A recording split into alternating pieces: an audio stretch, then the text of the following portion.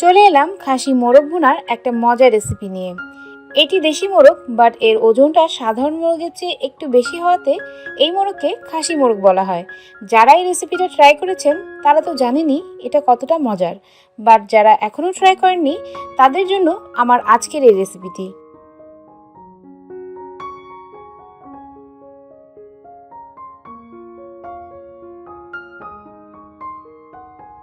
প্রথমে আমি মোরগটি ছোট ছোট টুকরো করে কেটে ভালোভাবে পরিষ্কার করে নিয়েছি, আর এর ওজন হয়েছে 2.25 কেজি, অর্থাৎ 1 কেজি 700 গ্রাম। এবার এর মধ্যে একে একে মশলাগুলো দিয়ে দিব। প্রথমেই দিচ্ছি 1 কাপ পেঁপে বাটা,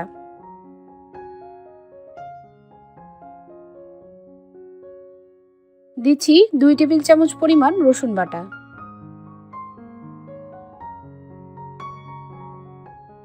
আদা বাটা 2 টেবিল চামচ,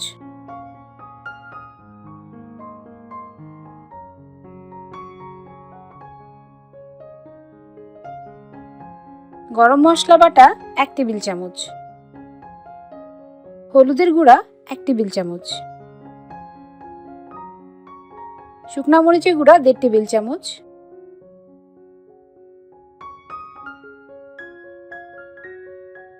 কাশ্মীরি মরিচ গুঁড়া 1 টেবিল চামচ, এটি অপশনাল, আপনারা চাইলে এটি দিতেও পারেন আবার নাও দিতে পারেন। ধনিয়া গুঁড়া 1 টেবিল চামচ, জিরা গুঁড়া 1 টেবিল চামচ, লবণ পরিমাণ মতন, কিন্তু আমি এখানে 1 টেবিল চামচই লবণ দিচ্ছি। দিয়ে দিচ্ছি টক দই 2/4 কাপ, অর্থাৎ 1/4 কাপ মেপে দুইবার দিলেই 2/4 কাপ হয়ে যাবে।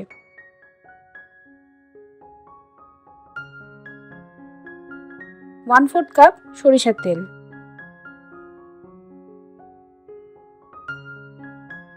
এবং সবশেষে দিয়ে দিচ্ছি 2 মুষ্টি পরিমাণ পেঁয়াজ কুচি। পেঁয়াজ কুচি যদি কাপ দিয়ে মাপা হয় তাহলে এটা পরিমাণ হবে 1/2 কাপ।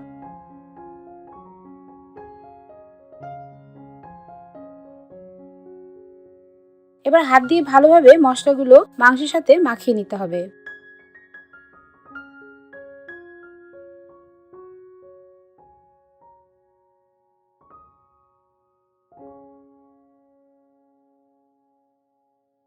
এবার বাটির মুখটি ঢেকে একপাশে রেখে দিব 1 ঘন্টার জন্য।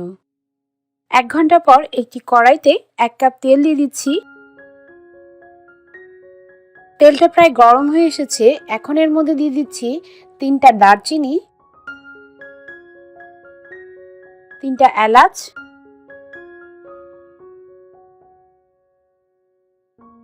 2টা তেজপাতা এবং 1 কাপ পরিমাণ পেঁয়াজ কুচি। এবার এগুলোকে ভালোভাবে নেড়ে পেঁয়াজটা লাল লাল হওয়া পর্যন্ত অপেক্ষা করব। পেঁয়াজটা লাল লাল হয়ে বেরেস্তা হয়ে এসেছে। এবার আমি আগে থেকে ম্যারিনেট করে রাখা মাংসগুলো তেলের মধ্যে দিয়ে দিচ্ছি। এবার মাংসগুলো ভালোভাবে কষিয়ে নিতে হবে, অর্থাৎ মাংস যখন তেলের মধ্যে দেওয়া হবে তখন মাংস থেকে কিছুটা পানি বের হবে। সেই পানিটা শুকিয়ে তেল বের হওয়া পর্যন্ত মাংসটা নেড়ে চেড়ে কষিয়ে নিতে হবে। এই পদ্ধতিটা হয়তো সবাই জানেন, তারপরও নতুনদের জন্য আবার একটু বলে দিলাম। কথা বলতে বলতে মাংসটা প্রায় কষানো হয়ে গিয়েছে। এবার মাংসটা সেদ্ধ করার জন্য 2.5 কাপ পরিমাণ পানি দিলাম।